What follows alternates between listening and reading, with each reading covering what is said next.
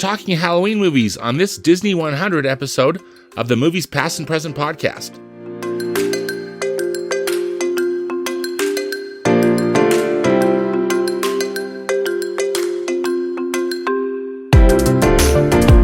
Hello and welcome to the Movies Past and Present podcast. It's October 10th, 2023, and this is episode 114. I'm your host, Stanford Clark, and I'm podcasting from the Crossroads of the West in beautiful Salt Lake City, Utah. Just like my website, moviespastandpresent.com, I'll be providing recommendations, commentary, and reviews about current and classic cinema. Thanks for tuning in, and let's do this thing.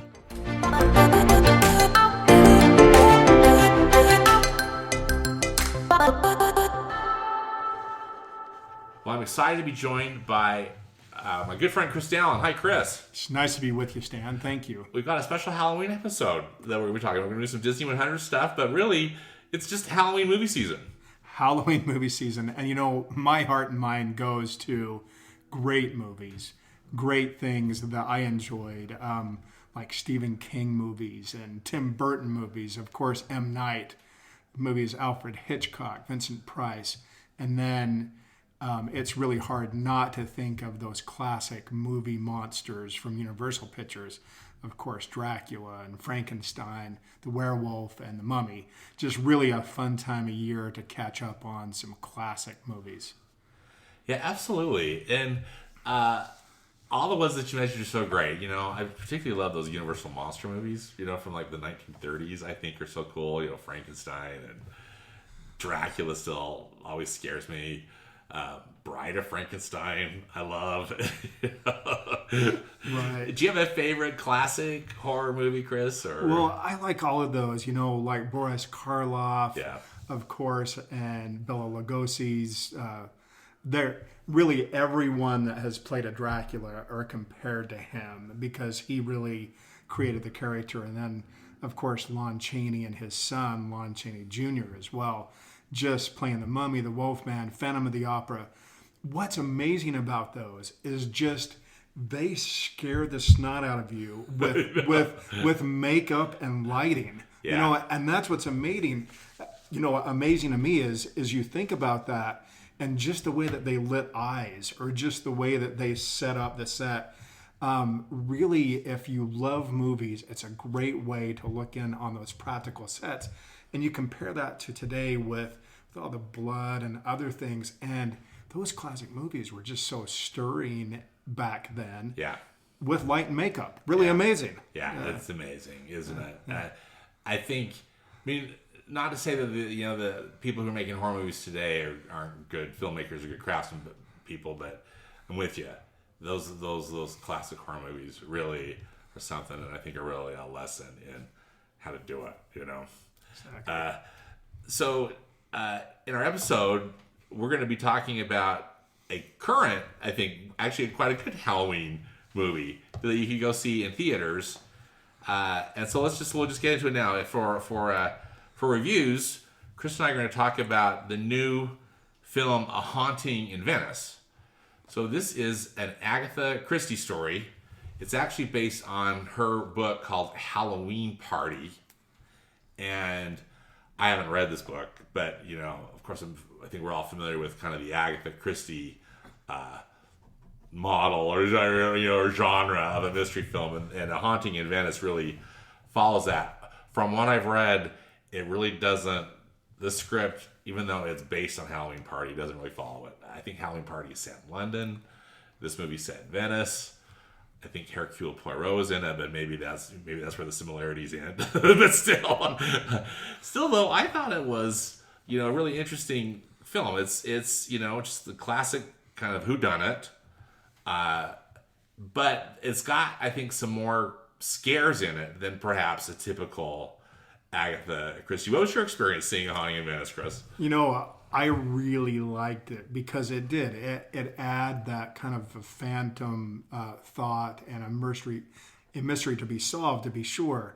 But then you get the supernatural in that. And if you watch it, we won't give it away, but it's a great opportunity to kind of think through what the inspector is really seeing and what he's experiencing. And he probably leaves a changed man after his experience, and hence you get to experience that with him, Stan, which is really cool. That was cool because I think often, again, I'm by no means a pro with these Poirot films, but they've really added like interesting stuff about his character. I think in these Kenneth Branagh interpretations, and he does, yeah, clearly because of the process he goes through with this, he's kind of this bitter dude, right? Who's just closed himself off to the world at the moment. And this really kind of helps him see the world in a different way. The cast of this movie is really cool, right? It is. Yeah. You know, there's a couple of the cast members that for me, I wanted to mention.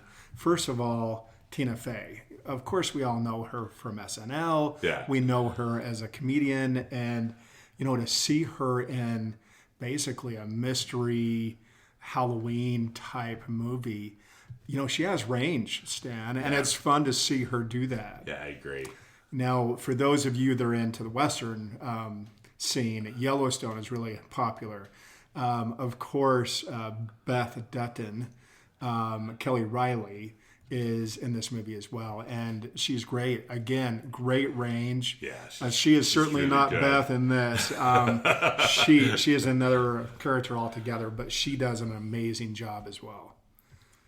And you know, Kenneth Branagh, who also has directed the film, just like he did with Murder on the Orient Express and Death on the Nile, on those remakes.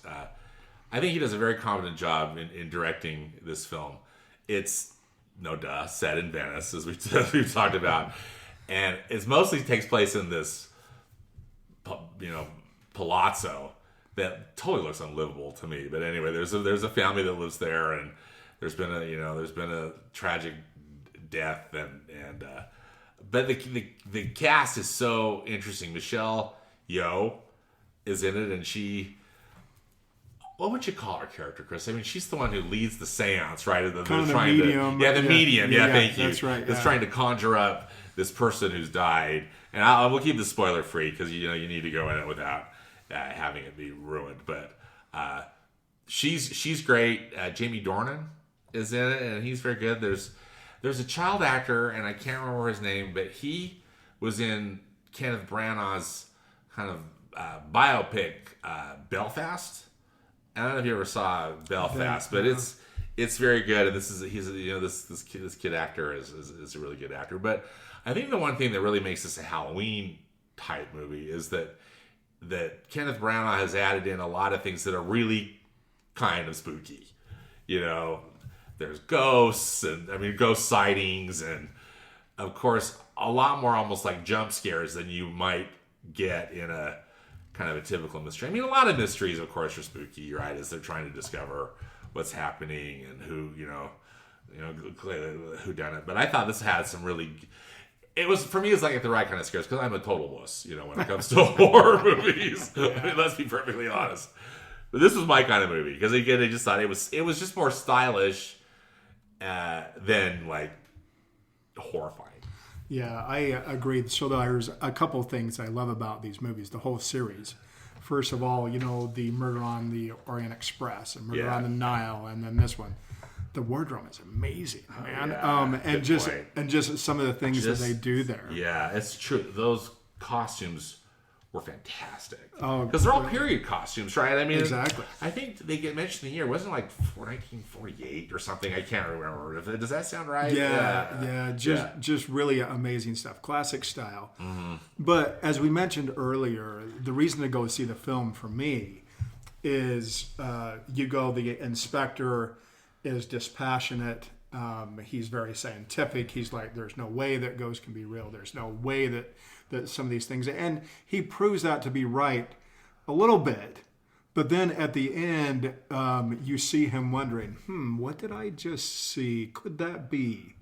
And the idea of watching a dispassionate scientist, we'll call him for a moment, kind of open his mind up to say, maybe I don't know everything. And that's kind of a different twist of what we've seen in the past. Absolutely. And that's what I think the film brings is that extra depth that we haven't seen before in this series. Yeah, I agree. I think if you like those type of mystery movies, or you're an Agatha Christie fan or whatnot, I highly recommend it. I think that, and even if you're not, I just think it's. I thought it was a really solid murder mystery movie. What about what's your final take on it, Chris? Well, I would see it. It's really great. It's a simple film, but it's whodunit. So you were kind of wondering, is it this person, that person? Of course, in the end, they solve the mystery. But again, with kind of the supernatural inclusion, kind of adds a little bit of a twist that we haven't seen in the series before. Yeah, agreed. Really, really a fun movie. I think it's for me. It's like the perfect Halloween movie. Creepy, but not too scary, like nightmare-inducing scary or anything like that. So check your local listings. I again highly recommend A Haunting in Venice.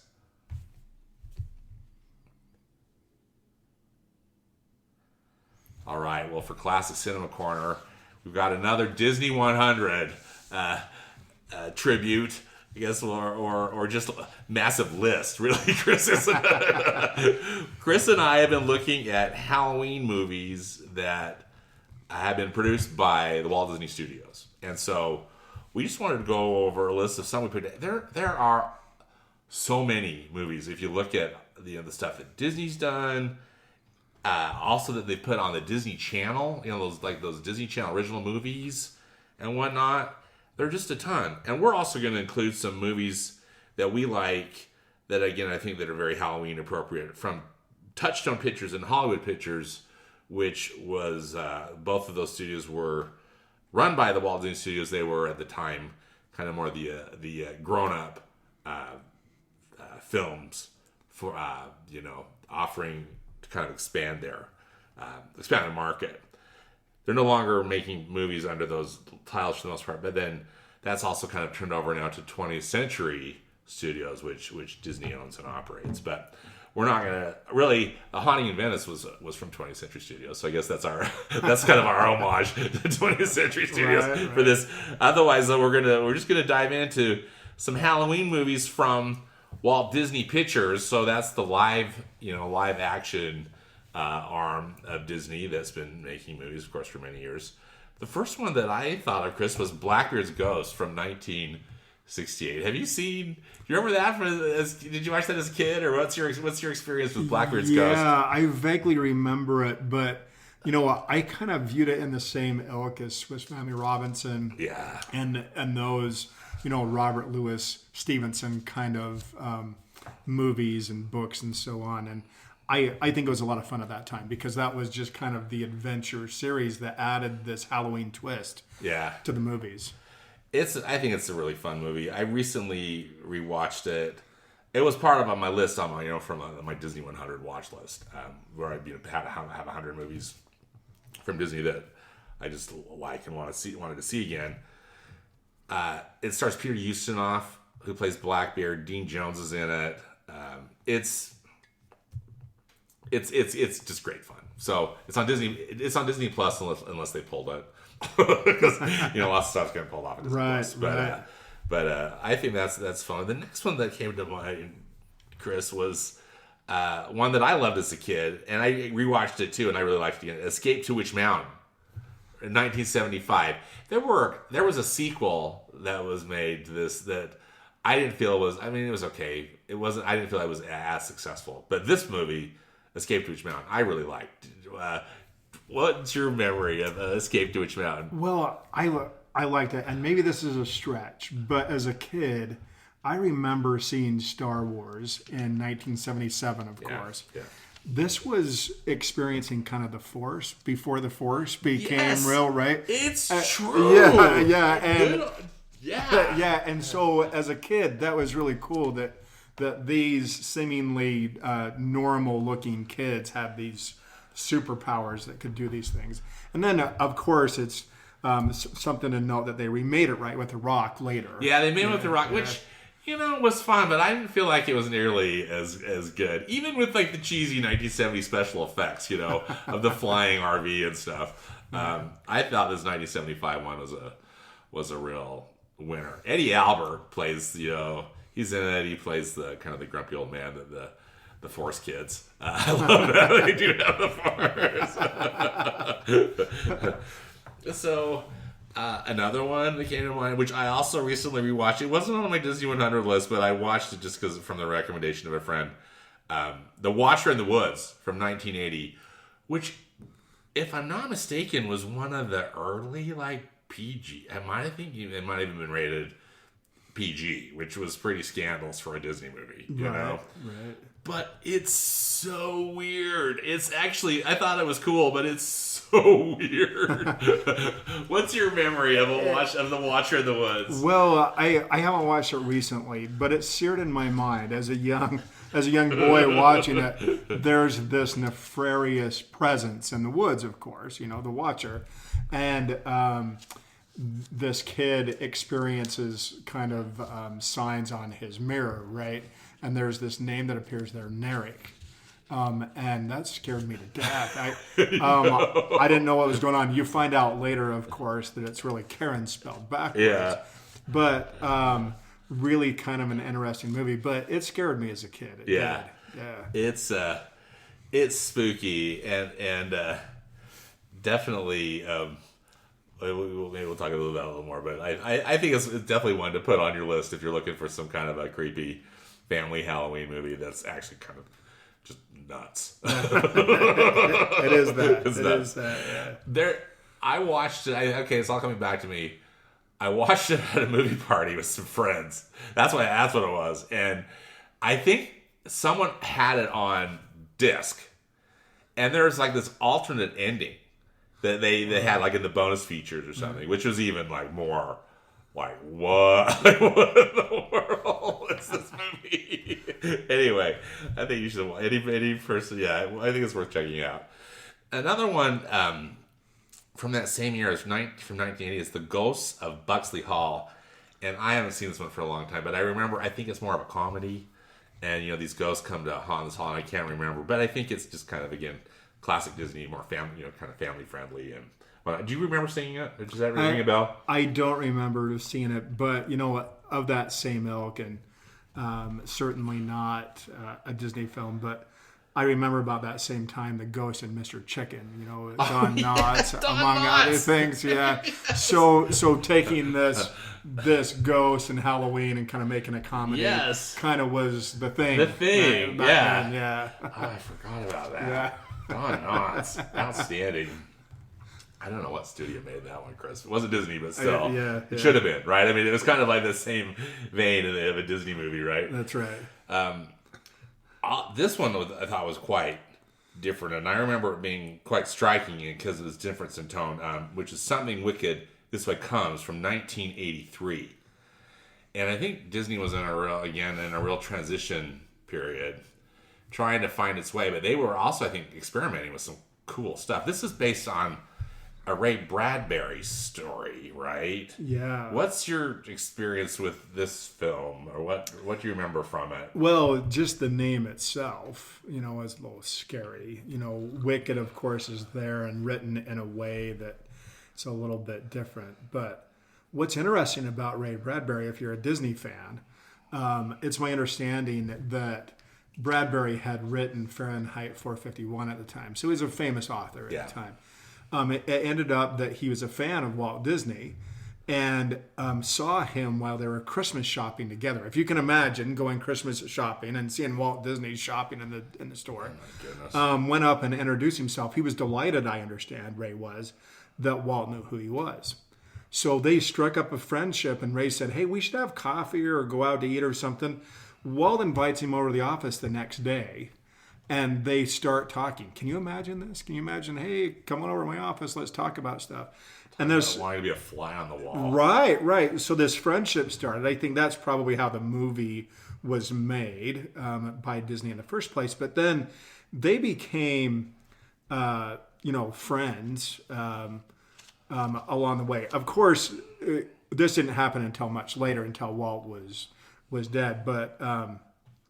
But he, my understanding is the Astro Orbiter, Ray Bradbury, and this is in Disneyland, of course, the entrance to Tomorrowland, that attraction that's there. It was his idea to have the planet spin one way and then the actual ride vehicle spin the other way, and so it appears that it goes faster. The other piece at Disneyland that's Ray Bradbury, of course, is he wrote a piece called The Halloween Tree. And if you go to Disneyland during Halloween time, the Halloween tree is there. It's in Frontierland. It's decorated. And even during the times when it's not Halloween time, there's actually a brass plaque at the bottom of the tree that says this is a Halloween tree proposed by Ray Bradbury. So if you go and want to see that, it's actually, again, in Frontierland, just outside of the Mercantile there at the entrance to Frontierland. So anyway, a connection with Ray Bradbury that Walt Disney had made, and then they continued to be friends. And then, of course, Walt Disney Pictures honored that later by making this film, Something Wicked This Way Comes. You know, Chris, that's so cool. Thanks for sharing that, because I love the Halloween tree. I didn't realize that was a Ray Bradbury, creation, or his from one of his writings. Ray Bradbury also consulted on the original Epcot Center. Oh wow, yeah. I mean, original in that the thing that got built actually got built. You know, the theme park that we know, right? You know, as Epcot today. I think, yeah, if I'm not mistaken, he write one of the original scripts for Spaceship Earth or something. Anyway, I can't remember. Don't call me on the specifics, but anyway, that's cool. As I recall, this is a really scary, very moody, or just kind of a really dark movie. I think it's about a circus or something. Anyway, that's probably one that I will watch this Halloween season, just because I haven't seen it for a long time, and I hope it's still on Disney Plus. I'm not, well, but anyway, I'll be able to find it. So now we're jumping ahead 10 years. I'm sure there were other movies, but this is just so jumping to 1993, where two of the most popular, I think, current day Disney Halloween movies came out. First one is Hocus Pocus in 1993. Now I gotta, fess up, Chris. I don't care for Hocus Pocus, so I guess Disney fans are gonna have to come at me. So sorry, but I saw it in theater in 1993. Didn't care for it at all.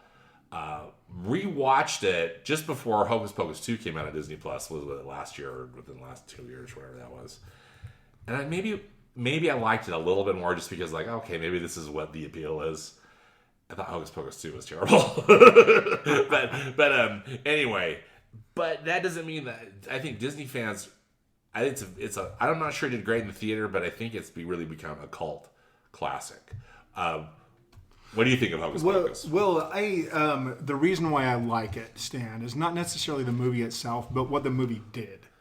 And, before that, you get all these scary films. You get, the Mummy and Frankenstein scared the snot out of me when I was a kid, scary, right? Yeah. What Hocus Pocus did for me is it brought some whimsical thought to this idea of Halloween. It made it a little bit more child-friendly, made it a little bit more fun. And I think that's what Hocus Pocus did, is it started kind of that movement of making Halloween kind of a fun time versus scary in the world of movies anyway. Mm-hmm. Yeah, well, and that I think for sure is on Disney Plus, as well as Hocus Pocus 2. So if you really get your fill.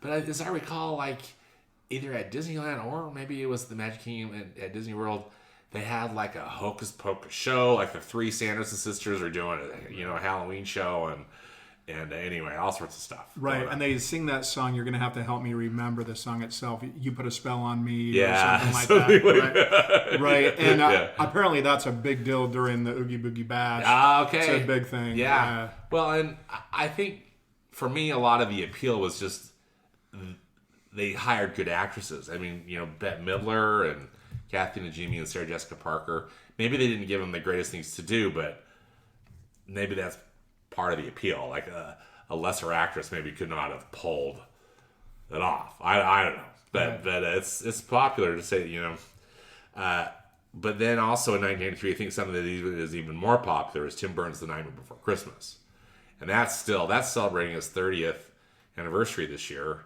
It's going to be coming back in theaters. I know in October it's going to have a limited run, so check your local listings if you want to see it on the big screen. But that film is now like a perennial classic, I love this film. I do too. I think it's a fantastic film. Yeah, stop motion photography, really a great film. I love the story. Jack Skellington, of course, is and I love the whole premise of when these holidays collide, right? Yeah. And it's really he's clever. trying to figure it out, and then you get this whole design of Tim Burton, which is just weird, right? I mean, it's kind of the Beetlejuice. It's like Beetlejuice. Yeah, Beetlejuice of Disney movies. Yeah, exactly. And it's just so much fun. And so I love how they took The Nightmare Before Christmas and then incorporated that in the Haunted Mansion. At Disneyland. They did a really nice job with that, and they bring that back every year, and it's the longest line in the park when it's playing. When it's on. I think because everybody loves it, and it's great. I think part of the reason is, the movie's so good, but they did such a quality, interpretation of it. I think within the Haunted Mansion. Personally, I love it. I agree. And then the soundtrack and the songs by Danny Elfman. Just amazing and so sticky in our culture. Yeah. But I think the reason why Disney fans like us, if they would have made a permanent change in the Haunted Mansion, I think I'd have a big problem. Oh yeah, I think we'd all be very upset. Yeah. But because it's an overlay, it's a lot of fun. Yeah, it's an overlay, and they are faithful. They, meaning Disney, they take it away every year, and then they bring it back. And I think, I agree that overlay. Well, and speaking of Danny Elfman, he's the singing voice of Jack Skellington, but he also is a speaking voice, right? Of one of the right. Is it Barrel? I can't remember which one he is. There's Lock, Stock, and Barrel. Lock, Stock, and Barrel. Yeah, that's right. So Danny Elfman's there. Catherine O'Hara. She was in Schitt's Creek, right? Oh my gosh, she's just so Home funny. Alone. She's was great. She's one of the best comedians. She's out there. Really funny. Well, she's the voice of Sally too. Oh, I didn't know that. Yeah, I didn't know that. In the Night Before Christmas. That's interesting. But she's also the voice of. Is it? I can't remember if she's which one. Who's Lock, who's Stock, who's Barrel. Yeah. But, I think she's the middle one. She's the middle one. She's the only girl. She's the only female, right? Of the three. Right. And then Paul Rubens is there too. Yeah. Of course, rest in peace to Paul Rubens. But it was great to hear his voice in that as well. He does a great voice in that. You still can kind of hear some Pee Wee Herman in there, but that's what's so great about it, right? Exactly. Yeah. It's a lot of fun. That's one of the greats, and so I'm glad. I think maybe I don't know if some Disney fans find it overrated or they get tired of it, but I like it. I think it's great. I like it because it makes the home decor even easier because you can put it up in Halloween and go all the way keep it to Christmas. Yeah. So really, it's an economical thing too. Exactly. So we're gonna jump ahead 10 years again with still with Walt Disney Pictures.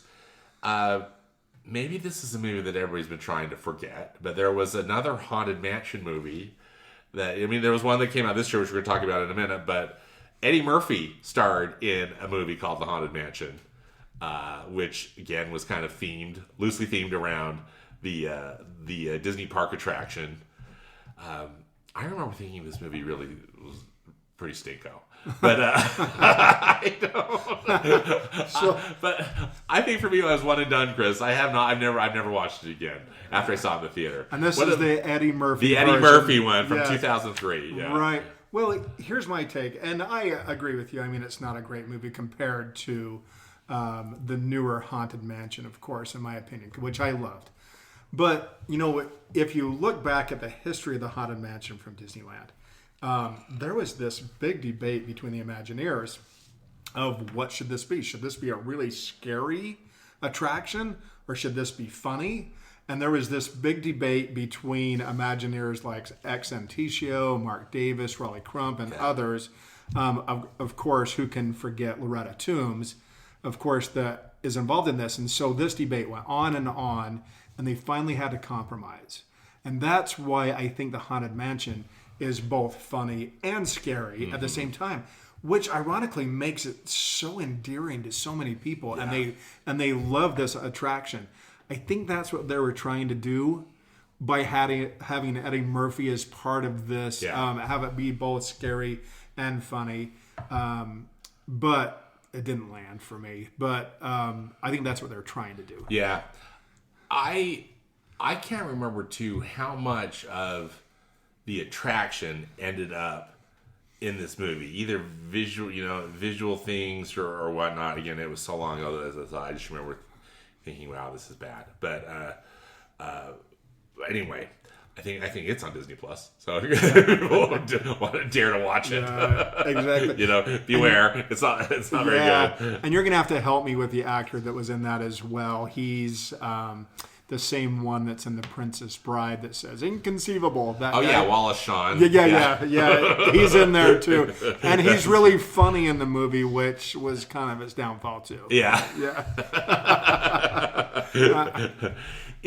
Okay, now we're jumping to 2012, which is another Tim Burton stop-motion animation movie that he was able to make for Disney, Frankenweenie. Now, Frankenweenie, did you ever see that short film of Frankenweenie? Which was live action. Right? Yeah. It was Pet Sematary before Pet Sematary came to be, it was right? Like Tim Burton's version of Pet Sematary. Yeah. Before. And I can't remember what year that short came out, but I remember was fascinated by it because it's so Tim Burton, right. but very early Tim Burton. Whereas this one is a really fleshed out version of the story. I quite like Frankenweenie, as I recall. It was funny, and please forgive me for putting this in anyone's head, okay? Because it's not going to jump out now. But do you remember the old Steven Spielberg film, The Family Dog? Yes. I couldn't. Once Frankenweenie came out, he became the family dog, and I just chuckled the whole movie, which was horrible. He looks like Family Dog. He does. He looks like the family dog. He really does. No, that's true. Oh, that's so interesting. Yeah, that was like a TV show or something, or wasn't it? Or like a kind of a part of an interstitial or something. But. Well, yeah, that film, all the dog wanted to do was go out and use the bathroom. and it was just his encounters to try to go out, and finally he became dispassionate about it, goes in the middle of the floor, and then everybody blames everyone else. But it's such a funny show. It's funny. Yeah. Frankenweenie, if I'm also not mistaken, wasn't it that filmed in black and white too? It was, but again, very, very Tim Burton-esque. Maybe not as successful clearly as The Nightmare Before Christmas, but still I think worth watching if you like stop motion animation and you like Tim Burton. Yeah, that was good. Yeah. Then we've got, jumping into 2021, Muppets Haunted Mansion, which I think debuted on Disney Plus, didn't it? Yeah, if I'm not mistaken, so. I think it was one of the early titles. It was fun. And it's fun. Yeah. And, it's always just, typically it's just fun to see the Muppets, I don't know if it's, I would hope it's still on Disney Plus, but again, Disney, they're pulling all sorts of stuff off of Disney Plus, so Who knows? But you think also given the Halloween season and there's a Haunted Mansion movie and all this sort of stuff, which leads us into this last one we're talking about from Walt Disney Pictures, which is Haunted Mansion from 2023. It came out. It seemed weird. I mean, and I remember this when Hocus Pocus came out in 1993. I mean, I know I'm up there in years, but they were released in the summer, and Haunted Mansion was released in July. And again, maybe these movie people are clearly smarter than I am, but why is a Halloween movie being released in July? Because I thought Haunted Mansion would have been a really good movie for right now. I agree. Well, and to your point, Stan, maybe they did it so that it hit Disney Plus. Yeah, it hit Disney Plus at the Halloween season. Yeah, that's a really good point. Yeah. But this movie, unlike the Eddie Murphy movie, has some really quality stuff in it. I thought that the production design in particular of this Haunted Mansion movie was really great because of all the very clever but very spot on homages to the ride that really worked for me.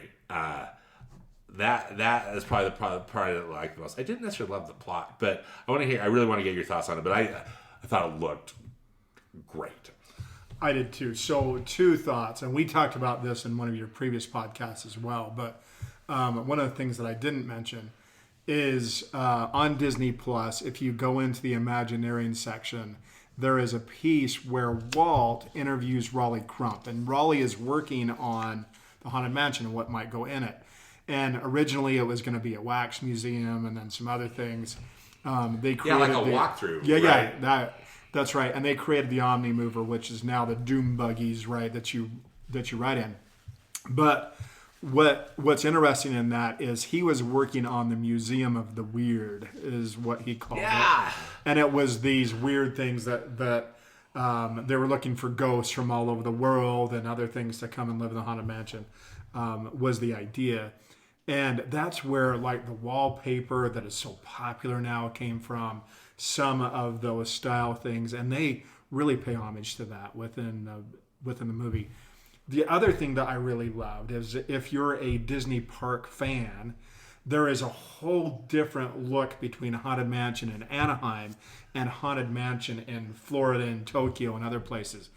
And the film just kind of fixes all of that. And it's so great that it brings it all together. Great. I love that about it too. Yeah, it was I thought that, it's one of those where they were kind of playing, fan service to Disney park fans, but it worked, that it was so fun. It was fun. Yeah.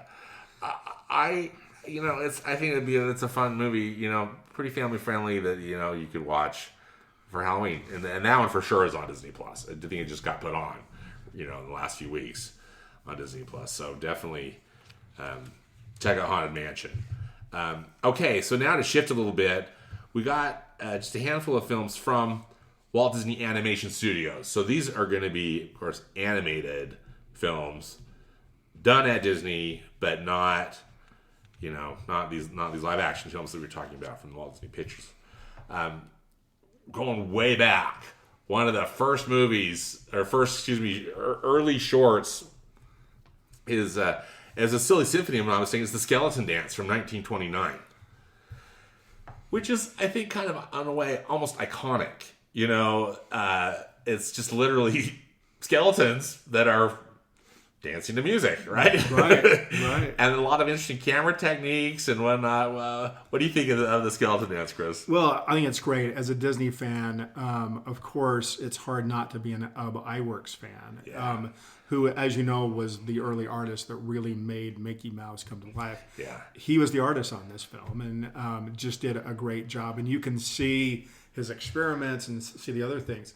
One of the things, there's a biography written about Walt Disney too, that he was terrified of owls. This owl attacked him as a child, and in a lot of the scary parts of Disney films, an owl will show up. There's an owl, yeah, and so an owl is a big part of this as well, which becomes this creature, and so it's kind of fun to watch it. But what's fun about these early movies is how magical it must have been to see something in animation back then. If you put on your 1929 glasses, it really is a crazy great film just because these skeletons are alive, they're dancing around. And the one thing that I noticed just within the film as well is they must be related to vampires because they could only dance at night when the sun started to come up. Yeah. They had to hurry and get back in the grave, right? Yeah. That's right. They're related. Well, I'm so glad you brought up Ub Iwerks because I think that's one of the magical things about the Skeleton Dance short is how he moves, quote unquote, the camera. Kind of, the way what you see with the skeletons and how it all comes together. It's really worth checking out. If I'm not mistaken, Chris, this one has recently been restored and it's on. You can see it on Disney Plus. Yeah.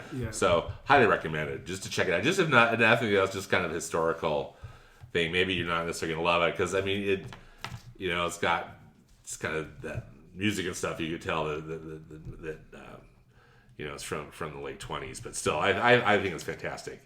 Another really great Walt Disney Animation Studio short for me is Lonesome Ghost from 1937 that stars the great trio Mickey, Donald, and Goofy. I love this. Remember loving it as a kid, and I still love it today. It's a great film. I love it. Again, 1937, as you mentioned. And this was when Mickey was kind of drawn in the classic way, right? Yeah. So as you watch this film, it's funny because they are the original Ghostbusters, right? They have That's right. they have a ghost busting business. Yeah. But what's funny about it is the ghosts see this advertisement and they're like, "Hey, let's call them." Yeah, it's just to torment them, right? Yeah. So the ghosts call them to show up, and then of course you get the classic antics of the three characters that we know and love. I love those Mickey, Donald, Goofy shorts from this time period. They're so great, and this is just no exception. And I think really great for Halloween. And as you said, just the great kind of the really classic character design. I think for all three of them, for Mickey, Donald, Goofy, and funny. I think it's humorous and just kind of like the perfect Halloween short from Disney. Family friendly. The last one from Walt Disney Animation Studios that we'll hit on is one of the package films. It actually was the last package film from the post World War II period. The Adventures of Ichabod and Mr. Toad. So it's got two stories in it. It's got The Wind in the Willows, which of course is the Mr. Toad part, and then the Ichabod part, which is The Legend of Sleepy Hollow, which is really scary. I mean, but fantastic. It's just kind of the combination when Ichabod is getting chased. It takes a minute, until the end of the film, really.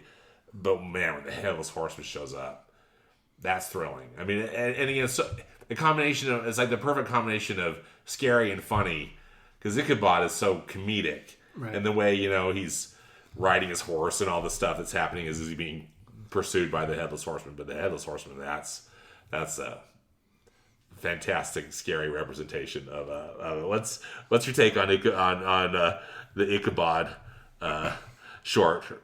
Well, yeah, I love it, and thank you for asking. I love how they take a lot of these films and incorporate them into the parks. Yeah. Yep. So during Halloween time at Disney, the Headless Horseman walks down with this beautiful black horse, holding his jack-o'-lantern hair.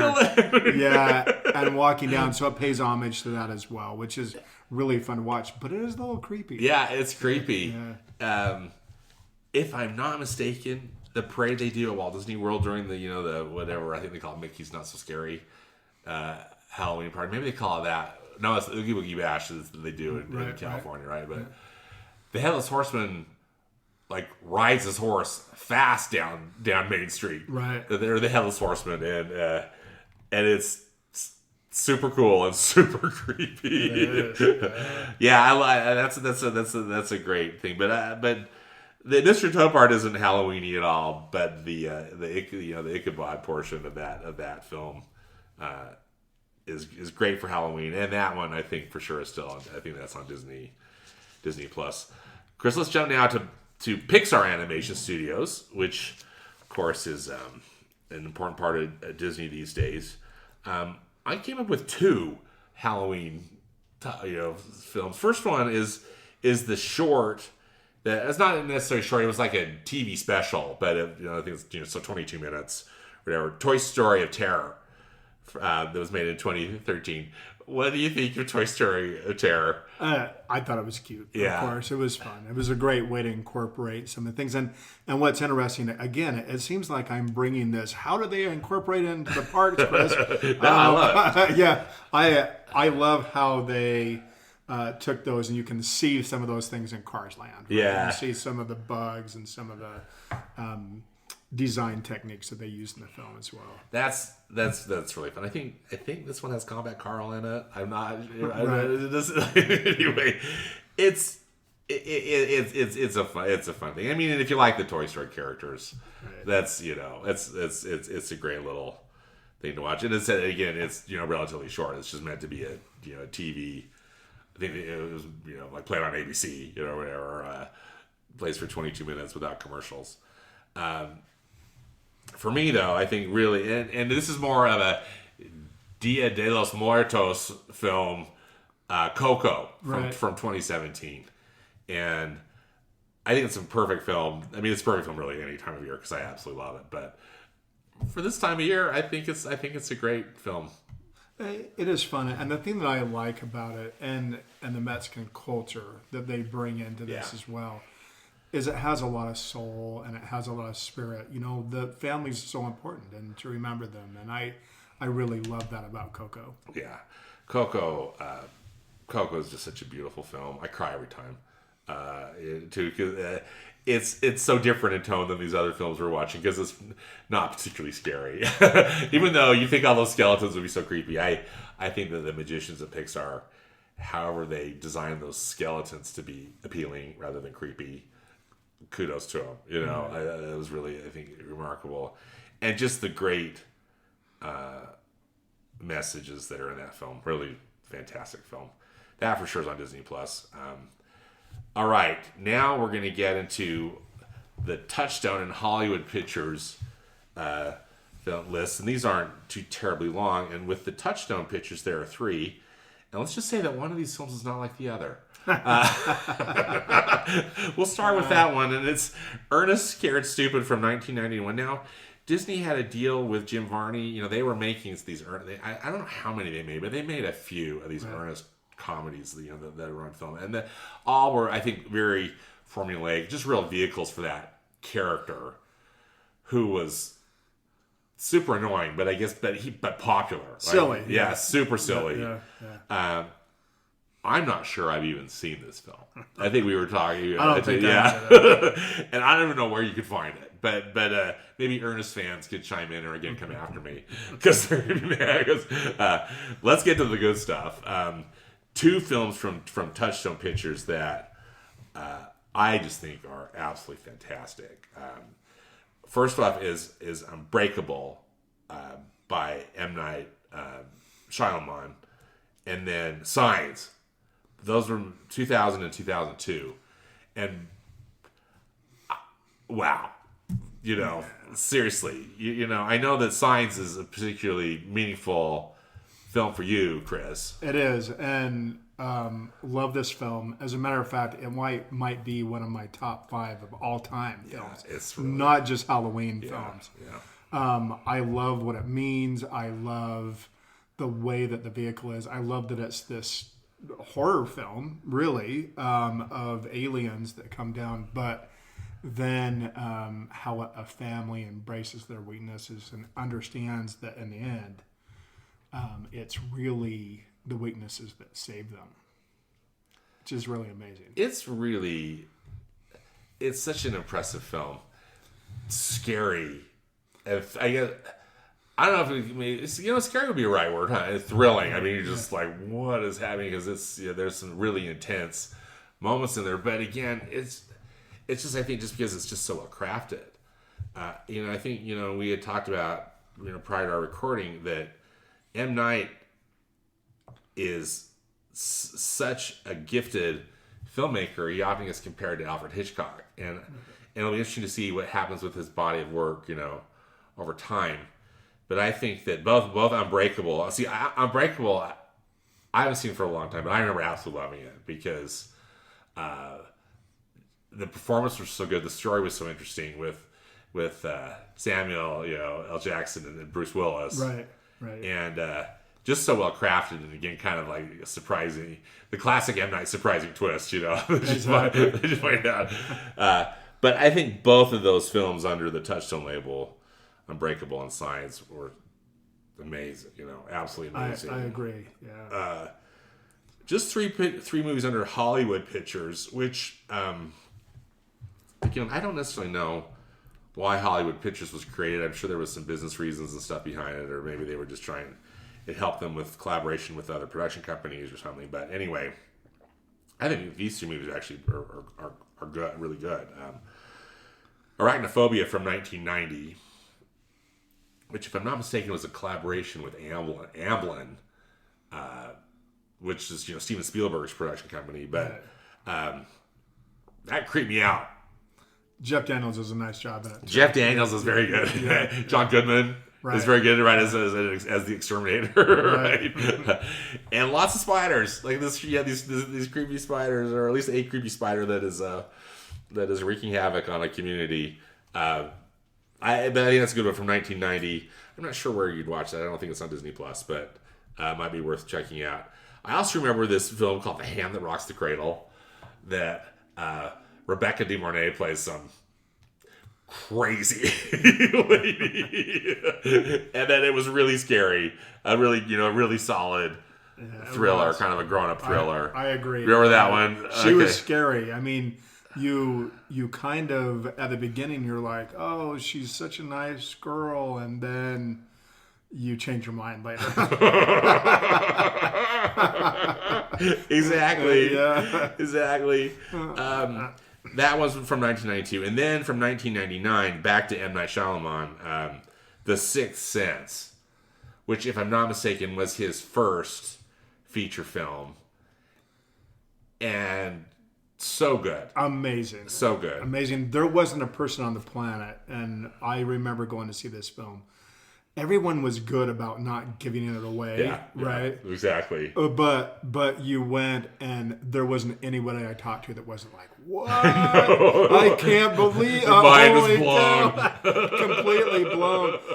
And that's what makes his movies so deep, is there's usually some crazy twist that makes you think. Yeah. And that was the case here. But it was scary. It was really scary. And a mystery, and it had that Hitchcock kind of thing going for it too. And to your point, I agree. I think there's so many things that M. Night and Alfred Hitchcock have in common. One of which, they both starred in their own films, right? They both at least appeared in their films. They show up, Yeah, which was really interesting as well. So, really a great movie, and it's hard to argue that Sixth Sense isn't one of the best Halloween films, at least scary, ghosty films. Yeah. So, one last, I guess, branch of the Walt Disney Studios I wanted to touch on is the Disney Channel, and the Disney Channel original movie, or the DCOM, which they have made a bazillion of. If I'm not mistaken, I think the first DCOM was Under Wraps in 1977. Excuse me, 1997. Right, Sorry, I'm thinking Star Wars. 1997. Under Wraps was about these kids that find a mummy. Right. And it got remade in 2021, and I'm not sure if it played on the Disney Channel, but it was definitely on Disney Plus. I don't remember really liking Under Wraps very much. But again, I'm not the target market, In researching this podcast, there have been just so many kind of spooky movies that they've done, probably for around for Halloween, right? That they've put on Disney Channel or could be branded, as a DCOM. One that seems to be quite popular, and I think it generated multiple sequels to, is Halloween Town from 1998. That starred Debbie Reynolds, among others, in it. And that was filmed here in our home state of Utah, right? Yeah, Halloween High was, I understand. Which is a sequel, right? It was one of the sequels. Right. School in Salt Lake City where they filmed it. And okay. Of course, there's been a lot of great films in Utah, which we'll talk about in another episode. But that's one of those that was filmed here in Utah. Well, and speaking of, Chris, this is not a Disney film. But one that we're going to bring up because it was just because it's Halloween, and speaking of film in Utah, right. There's a very famous horror movie that was filmed in Salt Lake City. Halloween. Yeah. Halloween itself. Speaking of Halloween, right? Yeah, Michael Myers Halloween. Yeah, right? Yeah. The scary Michael Myers, not the other one. Not the other one. Yeah. But then also. What was the one from the 1960s that we were? Yes, that we were talking about. Yeah, not a Disney. Not film, Disney again. But really more of a historical gem to see what Salt Lake City looked like in the 60s. back during that time, it was kind of the end of an era with Saltaire. Saltaire was beginning to go out, and the director of this Which film was a wanted to resort show- at the Great Salt Lake. Yes, that's Yeah. right. So he made this film called Carnival of Souls that was filmed in 1962. Horrible film. Don't recommend it to watch it along the way. But if you want to see the starring city, Salt Lake City, kind of really an interesting time in our history, it's really a great way to see Salt Lake City. So I recommend it for the scenery, not for the film itself. That's right. You want to get a little history, local history, right? That's right. What Salt Lake City looked like. So, Chris, we've gone over a lot of Disney movies here, and again, I'm so grateful for your input and sharing your knowledge with us. Do you have of these films you mentioned, or is there another one? Are there some that you just really think people should watch? As I was preparing for this, and I didn't know it until I was preparing, I didn't know how big of an M. Night Shyamalan fan that I was. I love his movies, Stan, especially in this case. Yeah. Especially Signs. Signs, you have to watch this film. If you look at the meaning behind the film, it's about family. It's about understanding that all of us have weaknesses. And sometime in your life, if you open up your eyes, you will find that the weaknesses that you have been given and have to struggle through, there might be a reason for that. And really, when you think about Signs in that way, the vehicle that M. Night brings is scary, but the meaning of the film is so profound and inspiring. That's what makes this film so great, is there's several messages in it. If you just watch it superficially, yeah, it's a scary movie. But if you watch the meaning behind it of how people can change and frame things up and become better people when they embrace their weaknesses in an effort to help others, really great. Again, in this film, little boy, he has a breathing problem. Little girl thinks that all the water is dirty, so she leaves water all over the house. Mel Gibson's character loses his faith because his wife is killed. Joaquin Phoenix's character can't make a living at baseball because he swings so hard. All of those things, all of those weaknesses save them in the end. And I truly think that that is a great example for life, Stan. I really do. That we all have weaknesses, and if we handle them right, they become strengths and makes us better people. I love the film because for that reason, it's really inspiring to me, even though it's a scary film. Yeah. I'm with you, Chris. It's such a fine film, and scary for Halloween, but it's one of those that really you could watch anytime because it's so meaningful. I think you could really, it's terrific. Yeah, perfect movie. Yeah, I agree, and I'm interested in yours, Stan. What do you recommend? Well, the three that I would pull from this list, just say at least that I know that I'm gonna probably either rewatch or I probably gonna rewatch. Is first off is The Watcher in the Woods, just because it's so crazy. Say if you haven't seen it, it's one of the more unusual Disney movies you'll ever see. And it's worth seeing just because it's so crazy, so creepy, so weird. And if you can see that alternate ending, maybe I'll have to look and see if someone's put it on YouTube or something. Maybe I'll post it to the podcast notes on my blog if I can find it. That's a big if. Then I'd say Tim Burton's The Nightmare Before Christmas, just because this is all the stuff we talked about. How good that movie is. And then I'd add Coco because again, Coco's more of a the Day of the Dead movie than a Halloween movie, but I love it. So spectacular animation, such a great story. So I think it's really emotional. I love it. I think it's so great. Any other films that really stand out to you, Chris, that you think that our listeners should, Halloween movies that they should watch? Yeah, well, and let's go back to where we started. It's hard. I can't let it go without saying it. Some of those early days when they took the scary and made it funny. Yeah. Abbott and Costello meet the mummy. Abbott and Costello meet the Wolfman. All of those are just amazing movies. Those are good movies. Those are funny movies. Yes. They really are. And I love those as a kid because I was just so scared during this time of year. Yeah. And they just brought this extra fun to it. And those things are a lot of fun for me. So I look for those things that make light and fun of something that might be scary otherwise. Yeah. One last movie too I'd like to add, which is not a Disney movie, is Young Frankenstein, which is one of my favorites. It's so great. It's just so funny. It is so. Well, great. what I love too is that Mel Brooks used some of the same. He was able to find some of the props that were used in the original Frankenstein.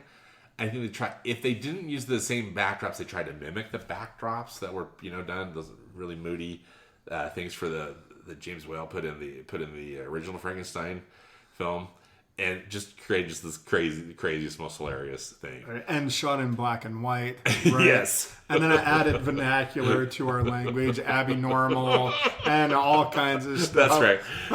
Frau or whatever. Yeah, exactly. Putting on the Ritz. It's just never the same. Yeah. I love that movie so much. Well, Chris, this has been so great. Thanks again for taking the time, and thanks so much for your wonderful, commentary. I just appreciate it so much, Chris. Thank you. Thank you, Stan. And one thing that just popped into my mind that's worthy. So my wife hosted a crazy Halloween party on one occasion, and we were challenged to find the most crazy Halloween movie that we could find. Again, not a Disney film, thank goodness. Killer Clowns from Outer Space. You can find this on some streaming service. I have somewhere. heard about it. I don't think I've ever seen it. Tell me about it. So bad. I mean, it's so bad. But that's what makes it so great. It's got to be one of the top 5 worst movies ever made. But it is just so funny to watch it. It's like those old classic B movies, which is another thing, right? The big spiders that are walking around. Yes. The giant woman, the giant man, all of those things are really funny. 50-foot woman or whatever, yeah. Yeah, but Killer Clowns from Outer Space, if you wanted to have one of those crazy, it's kind of like the equivalent of having the Christmas sweater party. Oh, okay. Just crazy Halloween movies. But overall, Signs is still my favorite. And it's just a fun time of year to embrace some of those things as the light kind of changes from light to dark, and we think about other things along the way. It's a great time to watch a great film. It's a little chilly outside. You get some popcorn and a warm drink and sit down and watch a great movie, Stan. Yeah, well, thanks so much, Chris. Well, happy Halloween to you and your family. You too. Thank you so much, Stan. Great to be with you today. Thank you.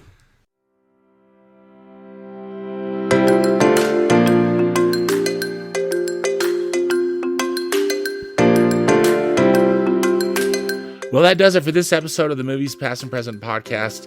Again, huge thanks to my buddy Chris Dallin for joining me. More information about the movies discussed in today's podcast can be found in the podcast notes on my blog at moviespastandpresent.com. Subscribe to the podcast where you listen to your podcasts, and follow me on Instagram. I'm at moviespap, as in past and present. As always, I hope you will enjoy some good movies this week, whether they be from the past or the present. Thanks again for listening. And until next time, be safe out there and dedicate yourself to the truth.